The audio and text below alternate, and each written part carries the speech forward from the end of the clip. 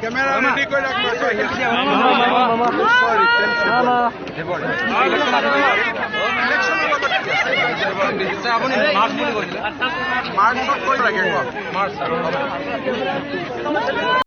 নমস্কাৰ কমৰেড সুদং কলম্বাই লগতে কাৰ্ডুম কি খবৰ মোৰ নাম হৈছে অম্লানজ্যোতি য়েইন আপোনালোকে মোৰ ইউটিউব চেনেল ডিফেন্স ক্লাব এজে চাই আছে তো বৰ্তমান আছোঁ ফিল্ডত প্ৰায় 7 দিনৰ পিছত আহিছোঁগৈ কমাণ্ডো ইণ্টাৰভিউ লাষ্ট দিছিলোঁ তাৰপিছতে ফিল্ডলৈ অহা হোৱা নাই যিহেতু ঘৰৰ কাম চলি আছে ঘৰৰ কাম বুলি অলপ ঘৰৰ মেৰামতি কৰিলোঁ লগতে এতিয়া বৰ্তমান হয়তো আপোনালোকে ছিজন গমেই পায় দান কৰিবলগীয়া হৈছে দিনে ৰাতি মানে একদম ৰাতিপুৱা গৈছোঁ পিছবেলাও গৈছোঁ একদম গোটেই গা বিষাই আছে হ'লেও অলপ ফিল্ডলৈ আকৌ আহিবলৈ লৈছোঁ যিহেতু ইণ্টাৰভিউ ইমান মোৰ ভাল নহ'ল ভাল এটা নাম্বাৰ উঠাব নোৱাৰিলোঁ আকৌ ৰানিং কৰিব লাগিব উপায় নাই কিন্তু নিজৰ জীৱনটো ভাল দিশলৈ লৈ যাবৰ কাৰণে কষ্ট কৰি আছোঁ তো আজি ভিডিঅ'টো হৈছে যেন অসম পুলিচৰ কাট অফ লিষ্ট কেতিয়া আহিব লগতে পৰীক্ষা কেতিয়া হ'ব অলৰেডি মই ভিডিঅ' এটা দিছোঁ আৰু এইকেইদিন মই ভিডিঅ' কণ্টিনিউ দিব পৰা নাই যিহেতু ময়ো এজন কেণ্ডিডেট হয় নিজৰ কাম থাকে লগতে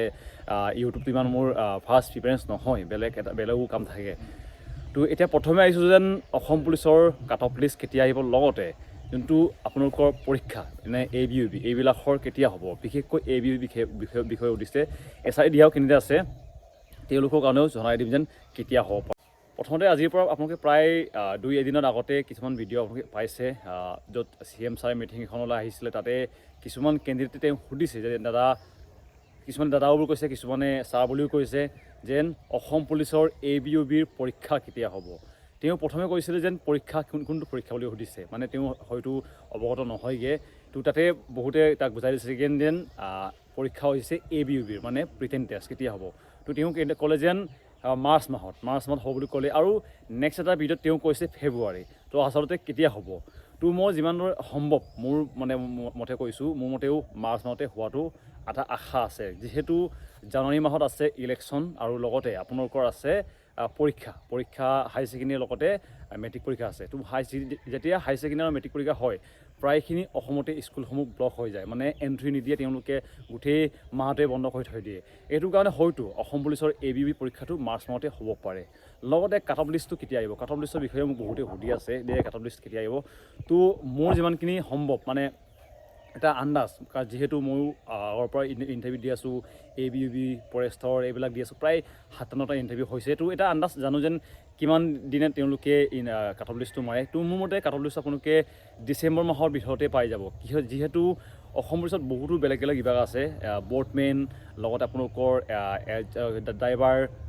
লগতে বেলেগ বহুত ভেকেঞ্চি আছে কুকমেন সেইবিলাকৰ ভেকেঞ্চিও আছে বৰ্তমানলৈকে ইণ্টাৰভিউ হোৱা নাই যোনটো কুকমেনসকলৰ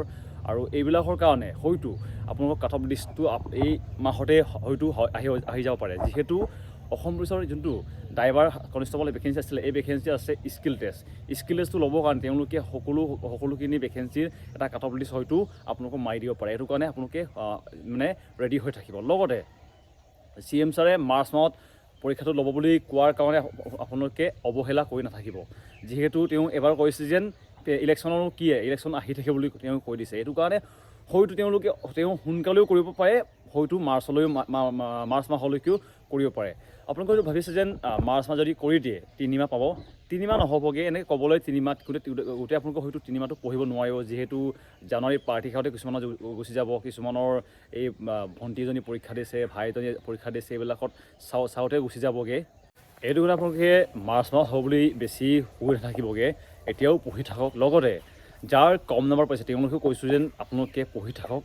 কোনো ক'ব নোৱাৰে কাট অফ কিমান যাব কাট অফ বেছিও যাব পাৰে কাট অফ কমো হ'ব পাৰে বেছিও হ'ব পাৰে পঢ়ি থাকক আপোনালোকৰ কাম বৰ্তমান পঢ়ি থকাৰ জ্ঞান কেতিয়াও